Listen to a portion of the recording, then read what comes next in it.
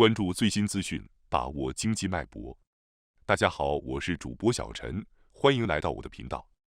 本期主要内容：4月15日，大陆统计局公布3月份70个大中城市商品住宅销售价格变动情况。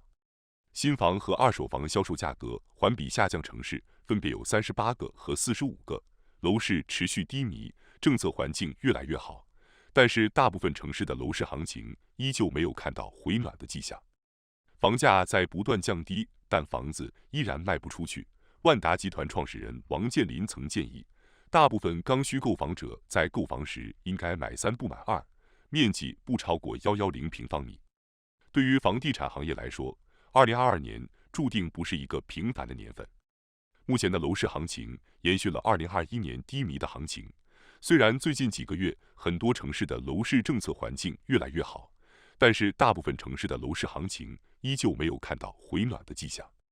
楼市行情不好，最明显的表现就是房子越来越不好卖，同时房价在不断降低。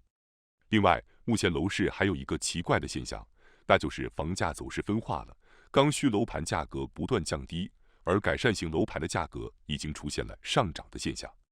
那么，为什么会出现这些现象呢？一方面是大部分人在近几个月收入不稳定，不敢买房；另一方面是随着房价下跌的消息越来越多，很多刚需购房者都不再看好房价走势。可以说，现在是过去20多年人们首次大规模看跌房价，同时也是房企们第一次公开降价促销。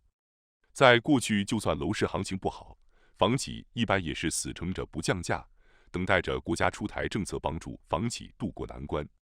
但是这次不一样了，在房住不炒的底线下，像过去那些支持楼市发展的政策很难再出现了，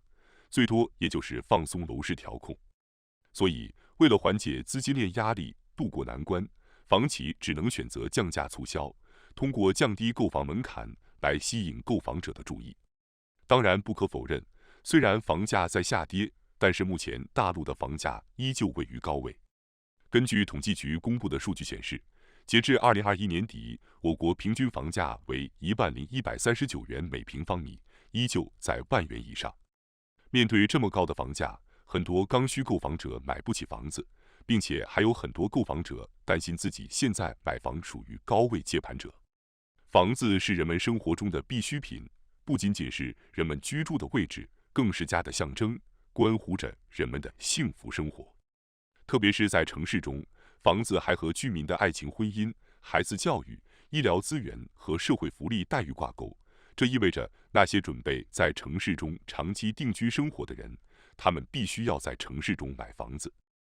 而目前各地已经开始出台各种利好楼市的政策来稳定楼市，这意味着房价很难出现明显下跌。因此，目前很多刚需购房者买房依旧要承受很大的压力，而房价走势不明朗，也让很多人不知道该不该买房，也不知道该买什么房子。但是近期要不要下手买房，还是一个值得讨论的问题。根据数据监测显示，从去年开始，价格下调的二手房房源比例高达85%。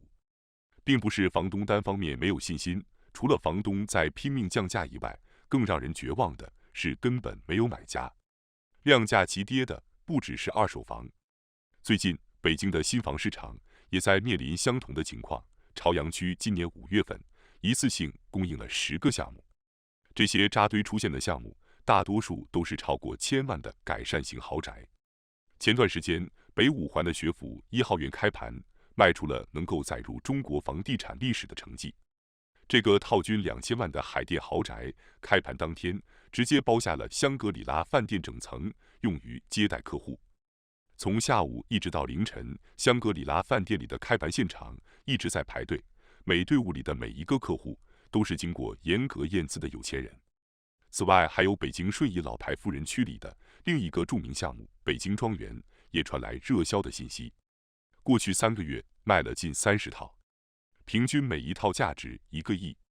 这个项目以法式风格的独栋为主，从建筑外立面到内部装修，都是按照凡尔赛宫的风格进行设计。外立面的莱姆石是用的地中海矿区最精华的岩层开采的，上面还有100年前的贝壳化石等等。不得不说，北京楼市里的楼市分化已经非常明显了。一面是普通楼市里二手房拼命打折降价，新房库存堆积如山，刚需客户上不了车；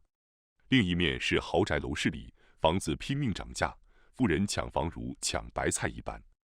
这意味着持有普通房产的普通人手里的资产在缩水贬值，而手持豪宅的富人资产却出现了巨大的跃升。北京的行情只是众多城市的一个缩影。过去的几个月里，上海但凡是个1000万的豪宅，也都是需要拼命攒积分摇号的状态。而杭州的刚需老破小已经冰冻了1-2个月了，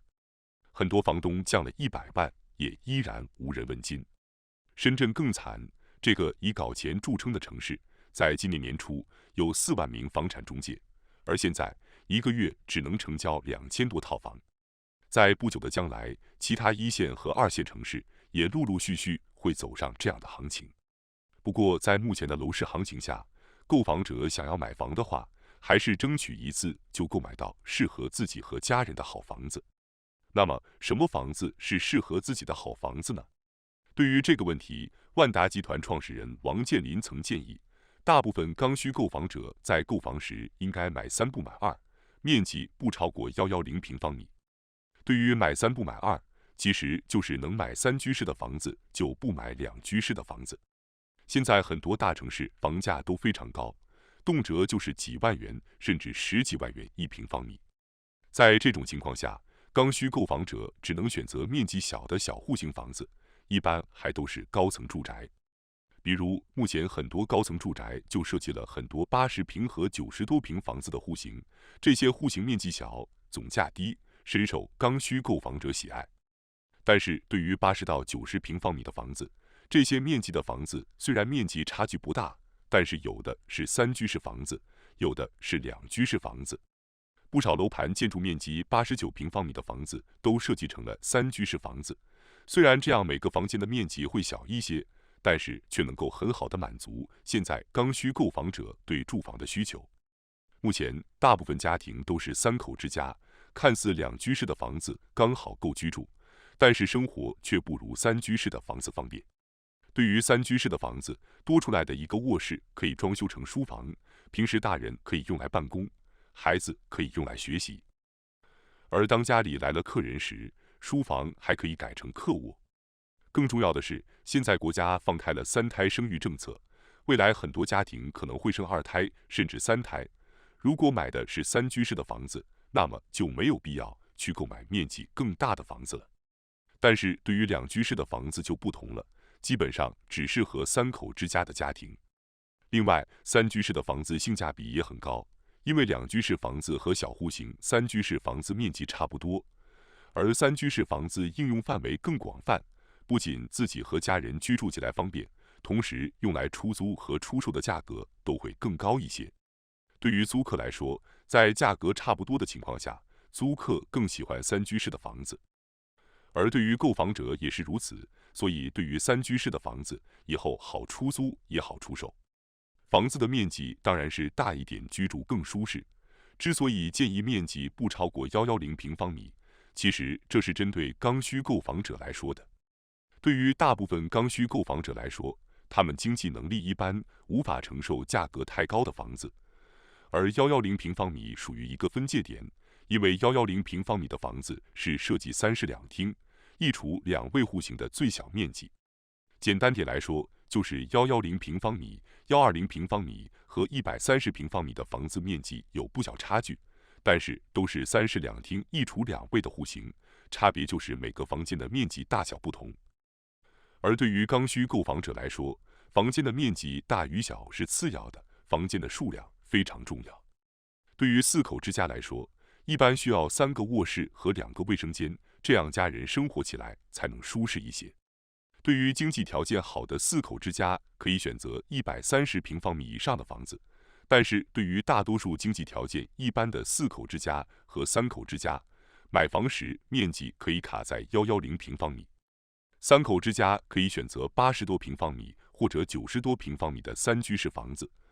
而4口之家就可以选择110平方米的3室2厅、一厨2卫的房子。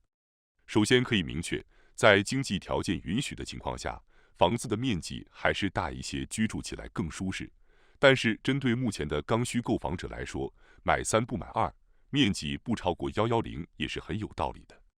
对于刚需来说，首要解决的是住房问题，同时还要在经济能力允许的情况下，尽可能的购买到性价比高并且适合自己的房子。感谢收看本期视频，您对本期内容有什么看法呢？欢迎在下方留言讨论，欢迎订阅并分享，我们下期见。